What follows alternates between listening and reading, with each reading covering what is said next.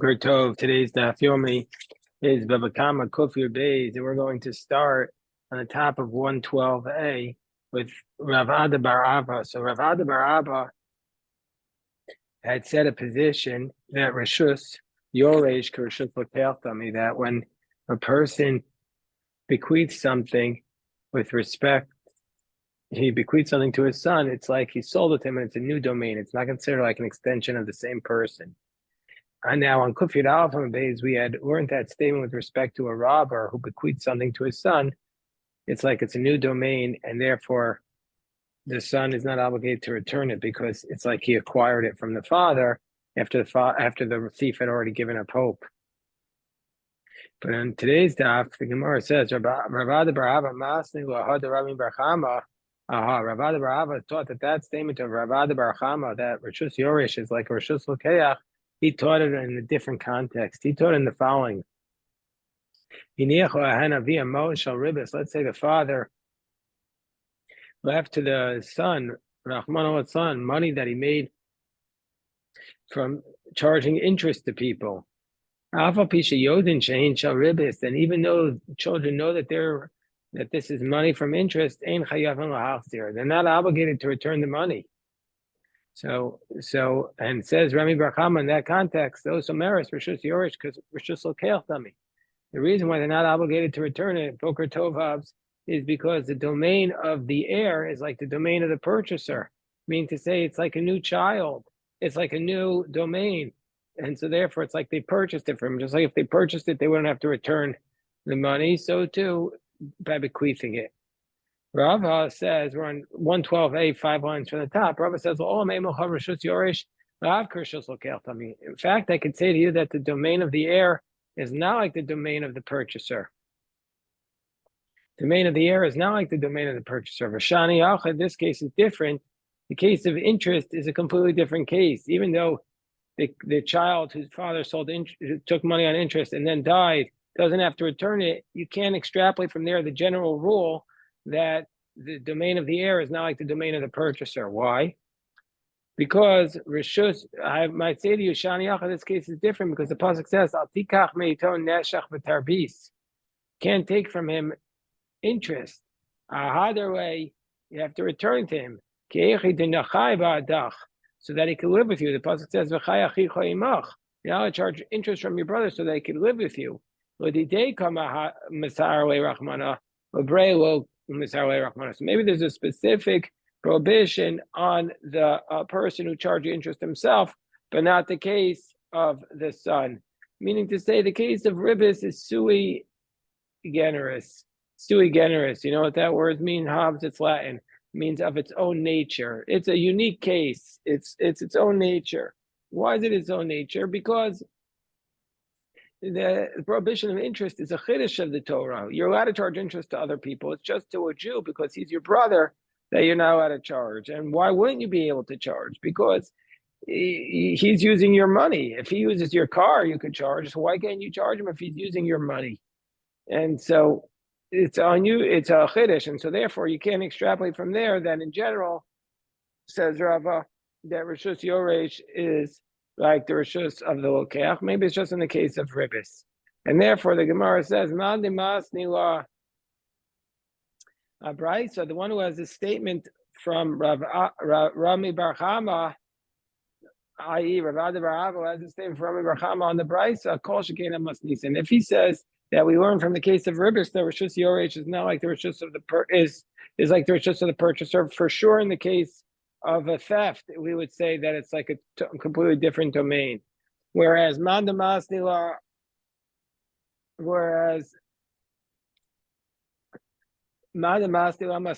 the one who says it about the Mishnah, i.e. in the case of the robbery of a Braisa, but on the case of the Braisa, Rami Bar Kamma and Karava Masnila, he would say you can't learn that from the case of interest, because that's an unusual law. He learns like Rava, so you can't extrapolate from there to say Shus Yoresh is like the Rishus of the Lokeach. So now we have another case about this, about somebody who steals and leaves it to his children. Somebody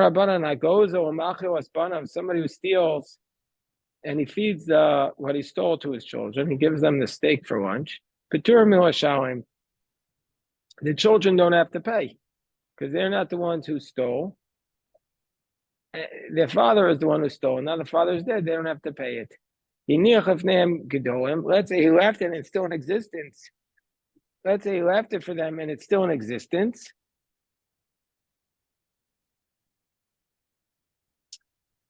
Then if they're gedolim, then if they're adults, then they have to pay ketanim. But if they're minors, they're going to be exempt from having to pay. So if they're adults, they're obligated to pay. Rami Bar Kamma would say it's before Yeush, before they give up hope. And if they're ketanim, they're going to be exempt. And we're going to see why. Because as Rashi tells us, this is going to be a position we'll learn at the bottom of the daf that is the position of sumchus. That the reason why they don't have to pay is because they're children. And children, minors, you can't force them to go to court. And so even though it's there and they stole it, we're going to say you can't collect it from them because they're children and they don't have standing to be brought to court. Let's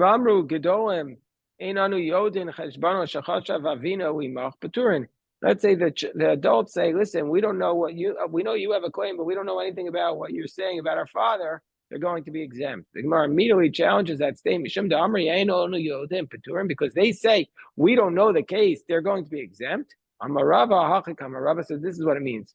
Gedolim sha'amru. If there are adults that said that there are adults that they said we know that our father had business dealings with you. Well, but he owes you nothing anymore, Patur, and then they're going to be exempt. Because then their claim is not, we don't know, their claim is we know. So then it's a claim of certainty against the claim of certainty. That's called bari v'bari. But in the previous case, it was certainty against uncertainty. That was called bari v'shema. We have a principle. If one person is certain, the other one is uncertain, bari v'shema, bari adif, that the person who is bari, the person who is certain, it will be correct. So now we go on. So the Gemara says, Tanya Ida, alternative price, it says, somebody steals and gives it to his children, they're exempt. Let's say he left it in front of them, and then they consumed it, then they have to pay whether they're adults or whether they're minors. So then the Gemara asks the question, do minors have to pay? Well, we had this case already in our Gemara that it says that if you hit if you come into a damages situation with a child, that you have the lower hand because you can't force a child to pay. And so in this case, even if the child went into the other person's courtyard and did damage, he would be exempt. So here, how are you going to get the money from the child? So it says Rav Papa, no, we're talking about a case where you put the stolen property in front of the children, and the children have not yet consumed it. So then it's right there. The Maserati is sitting in the child's driveway. Then Ben Gedolim, Ben Ketanim, Chayav. And then also the children have to return it. But this is now like the position of Sumchus, as we'll see in a few moments. Amar Rava, let's say the father borrowed a car or borrowed a donkey, and then he died. And if father left it for them, and we don't know how long he had intended to borrow it for. You can use it. All the children can use it all the days that he borrowed it. But if the ox died, then they're not obligated for the accident. Why are they not obligated? Because they aren't the ones who accepted the responsibility. So they have the ability to borrow it, but they don't have any responsibility for it. But let's say kisvurim show aviyami. Let's say they thought it was their father's ox, utavachua, and they slaughtered it, vachalua, and then they ate it. So now, what's the situation here? The situation here is that they thought it was their father's, and their father had borrowed it, but they thought it was their father's, and now they slaughtered it and they ate it.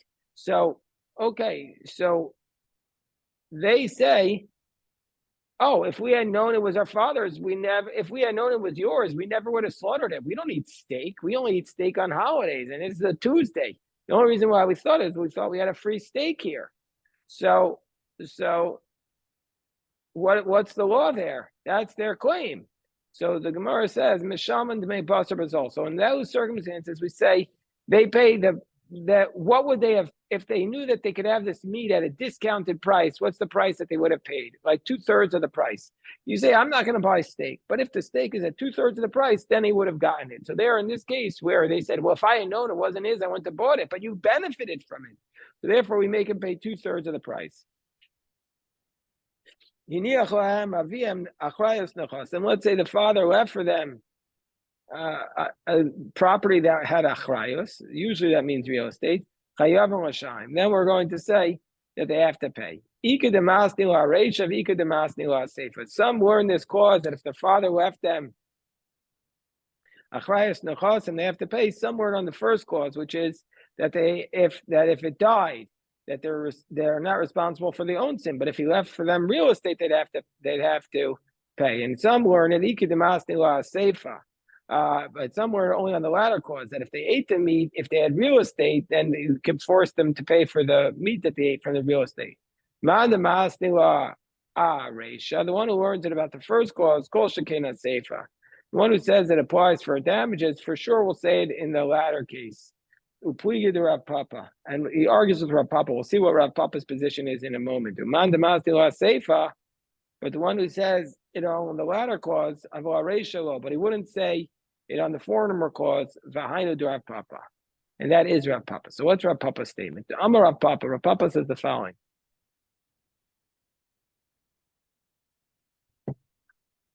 Haisapara kenuvalo. Let's say a person stole a cow, v'tabacha v'Shabbos, and he slaughtered it on Shabbos. So we have to remember a few halachos here. We know, first of all, you're not allowed to slaughter an animal on Shabbos. If you slaughter an animal on Shabbos, you're liable for death for violating the Shabbos. We also know that if you steal an animal, you pay double. But if you steal it and then slaughter it or sell it, you have to, and if it's an ox or a sheep, you pay 4 or 5 times the amount. 4 times for a sheep, 5 times for an ox.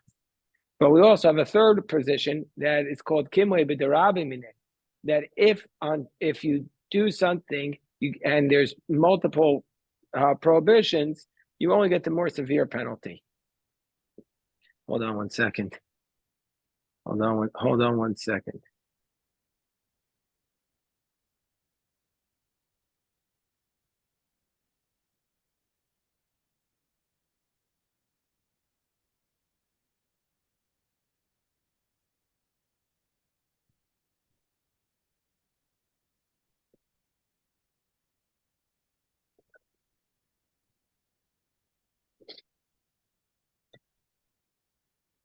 Okay. So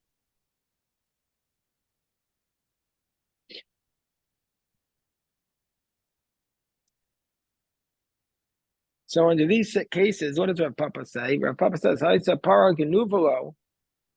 say he had a stolen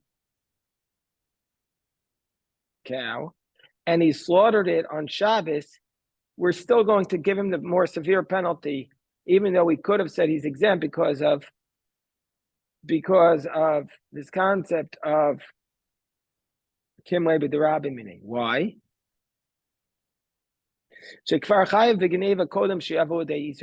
Because he had already been responsible for the theft. He was already responsible for theft even before it came to the prohibition of Shabbos. So the two prohibitions are not coming simultaneously. And the 4 or 5 time penalty, that's not considered, that's considered a knas, a fine. And there we would apply the principle of kimle b'derabi mineh. Okay.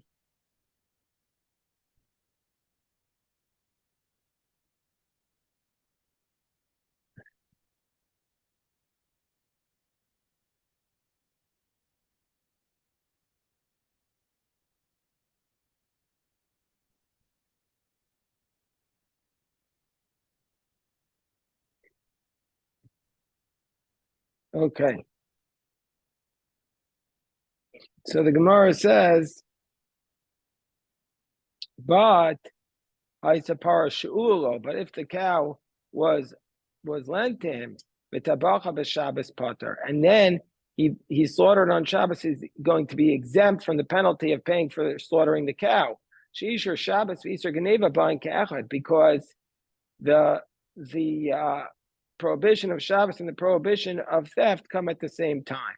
So we see from here that our Papa says we don't go back to the moment that it was borrowed. We just go from this point onward, and we don't look back.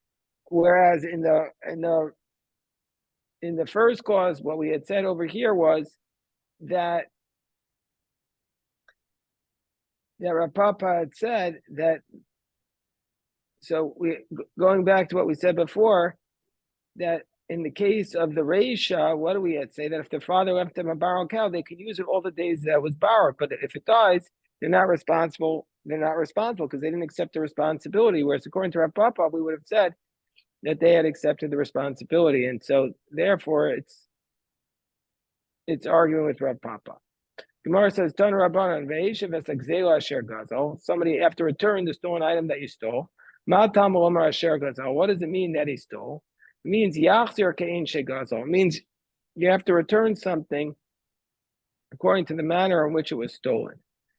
So mikan amra, from here we learn agoza u'machu asbanav petur milashayim. That means to say you have to return. What does it mean, Yachzir Kein Shegazal? It can't be exactly what it says because that's so obvious. So what it means from here is that if somebody steals something and feeds his children, he's exempt from having to pay. That the children are exempt from having to pay. But if it's still extant, so that's the position of the Rabbanan, that if it's, let's say, steal to Maserati, gives it to the children have to return it if it's still extant. But Mishum Sumchas Amr, but Sumchas taught Gedol and Chayavim that if they're adults, they're obligated to pay, but Katan and Peturim, but if they're minors, they're exempt. Baruch Hamud Rabbi Yirmiyah, Tarak Galei Ba'ape Rabbi Yirmiyah. So now we have a case that the son of the father-in-law, the son of the Shver of Rabbi Yirmiyah, so Rabbi Yirmiyah's Shvagar, his brother-in-law, I get that right, oh Papa? So his Shvagar, his brother-in-law, the brother-in-law of Rabbi Yirmiyah, Tarak Galei Ba'aped Rabbi Yirmiyah. That basically Rabbi Yirmiyah's father-in-law is Shver. He died, and Rabbi Yirmiyah said, "I get the house." But his son, the Shver's son, Rabbi Yirmiyah's Shvagar, was living in the house, so he closed the door to the house. So he said, "I'm here." Also came to Rabbi Abin. Rabbi Yirmiyah came to Rabbi Abin. He said, "It's mine." Amar Shalo Toveya. So he said, Rabbi Yirmiyah said, "Listen, it's my house." So he responds back to him, "No, he's claiming his own house. He's saying the minor wants his own house. That's why he's closing the door." So Rabbi Yirmiyah says, "Yeah, but I have witnesses that it's my house." Amalei, "Yeah, so what? You have witnesses. He's a child. Your witnesses are nothing against the child because he can't go to court. So therefore, you can't make an argument against him." So he says, "Then you can't accept witnesses if the litigant is not there."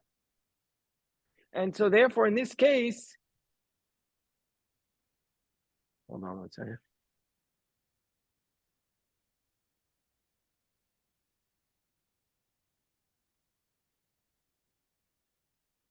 Hold on one second. I guess I was.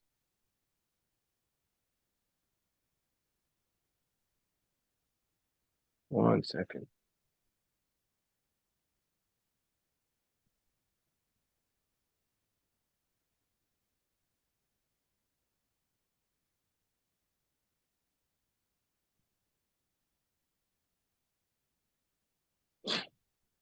So in this case, how are you going to take him to court? There's nobody to take him to court. The Gemara says below.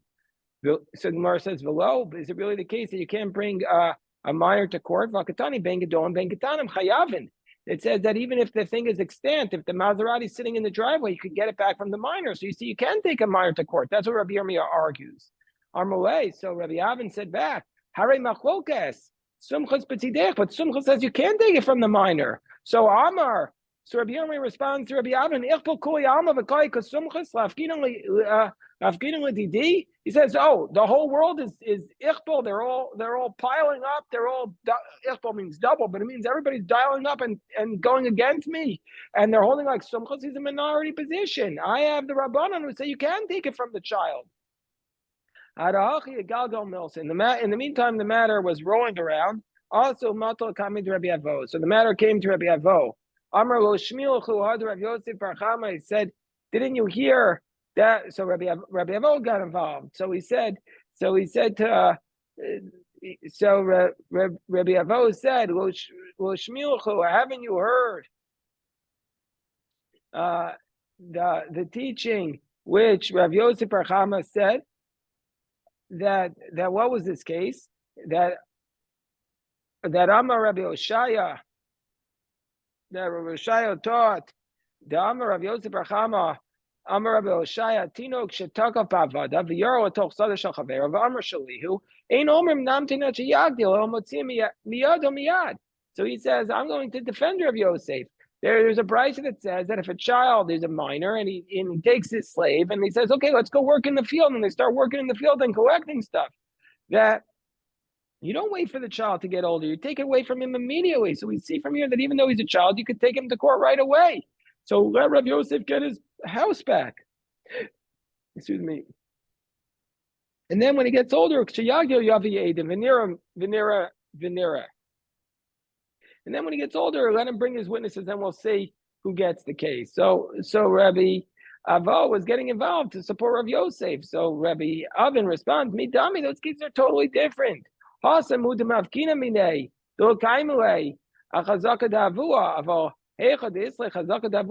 case of the slave, yeah, we want to take the money from him because he doesn't have a pre-existing reason to claim that it's his. He doesn't have the presumptive status of his father. But in this case, this child, Rav Yosef's shrug. What's the case here? Rav Yirmiyah's that Rav Yirmiyah Shvagar, he had the pre-existing status of getting the property from his father. So therefore, we can't take it away from him while he's still a child. That's why Rabbi Avo didn't want to learn like that. Amar Rav Ashi, Amar Rav Shabtai, Mikabel Neidim Shlo B'fnei Baldin. He says, in general, not only he says, you would say you can't accept witnesses not in front of the litigant, but I say you can. So, can you really accept witnesses without the litigant being there?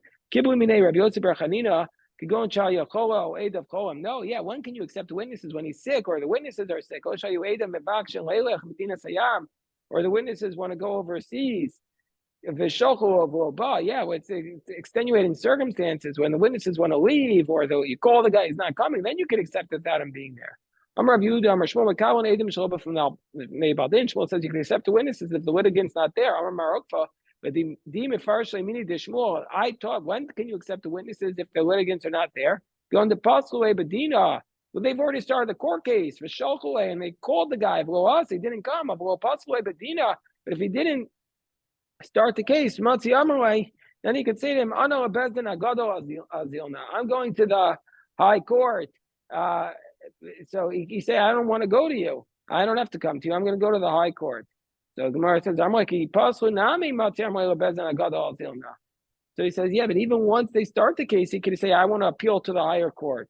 So he says, Ravina could go into Nakat, this got me Bezdin. I go, no, he actually has to have a summons from the court. He has to have a case, a ruling that he actually has a date to go to the Bezdin. Okay, now we're up to our old friend from Ksubos, Daf Yurches, Summer Bays at the bottom. It's called Kiyum Shtaros, that a court can certify the witnesses. Remember that case, Hobbs? That they have to certify the witnesses in the court. After you sign a document, the court says, these witnesses signed this in front of us, like notary. So Rav says you could do this, Kiyum Shtaros, even if the litigants are not there. Rabbi Yochanan says, he says, no, you need the litigants to be there. What's the reasoning for Rabbi Yochanan? Now, when we want to say that the person who's ox gored is responsible, it says, which teaches us that the owner of the ox come and will stand on his ox. Now, halacha is that we can certify the contract even though the litigants are not there. Even if he's sitting there screaming that it's no good, we could still certify. He said, give me time and I want to impeach these witnesses, impeach the contract. But give him time. If he comes, fine. If he doesn't come, Base. We give him Monday, Thursday, Monday. Elo Asaf, he doesn't come. Kasvinam Psicha alive Tishan Yom. We write a Psicha on him. What's a Psicha? Rashi says this is a document of excommunication because he's not paying his debt. We write the document that says he's going to be excommunicated in 90 days if he doesn't pay his debt. Why 90? Plus in Kamai, the first 30 days, we don't go into his assets. He's trying to get his money back. He's trying to basically he's trying to borrow money and he hasn't been able to do it for the first 3 days.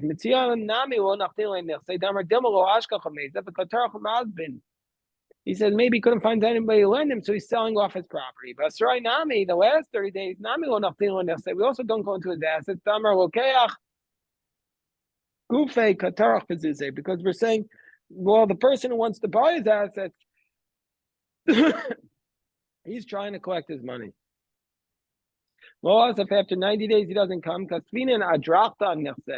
we write an adrachta on his assets. What's an adrachta? Rashi says this is a psak din. This is a ruling that the lender could go down into the assets of the borrower and take them to pay off his debt. So that's called an adrachta. This is basically a right to seize the property. That's when he says he's going to come. But let's say he says, I'm not going to come. And immediately we write it. That's by a loan of a pipikadon, but by a deposit, immediately we allow him to go back to get his deposit before his deposit is ruined. And when do we write it that he could go seize it? If he has real estate, but if it's movable, we don't. Because maybe the lender will consume it. When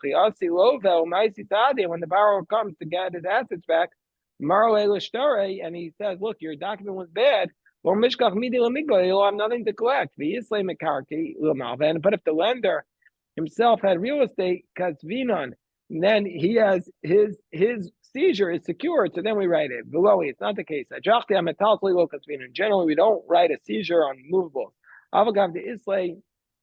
Even though the lender himself had real estate, we're concerned that what will happen is maybe his real estate will go bad, and then he'll have nothing to secure it. And when we write a seizure, we have to tell the person we're written a drafta to seize your document. To seize your document. That's where he is nearby. But if he's far away, we don't write it. But even if he's far away, but there's relatives that can tell him, or that their caravan's going there, we delay writing the trachta for tracer yarchishate for 12 months. Until he goes and he brings it. Like Ravina waited for Maracha for 12 months. Until the caravan came from Bechozai. Below it's not the case. There they were strong people. If the drachta had reached their possessions, they never would have gotten it out. But in this case here, by a person who's not strong, we don't wait for the borrower.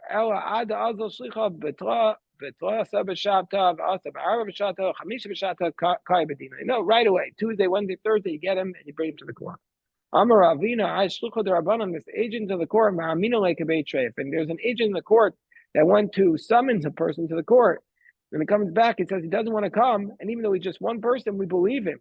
That's to excommunicate him. But to write a document of excommunication, well, then you're going to charge him for the cost of the court going through the process of hiring a scribe.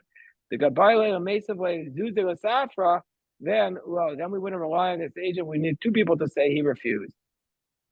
All right, we'll have to stop here. Go upstairs to daven Shacharis at this point, and everybody should have an amazing day. Shkoyach to everybody.